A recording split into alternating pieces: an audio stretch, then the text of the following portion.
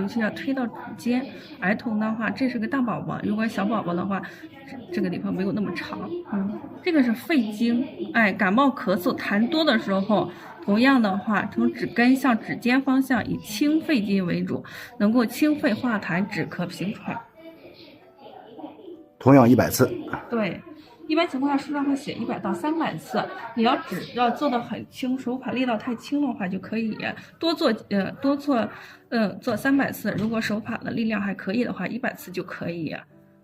力量要渗透。我们可以左手就这样握着儿童的手，右手用这2个手指，这样退烧的穴位，我们可以从这叫清天河水，从腕横纹一直推到肘横纹。向上推，手法向向上推，在很多家长在推的过程当中，一定要把手摆好，切记成这样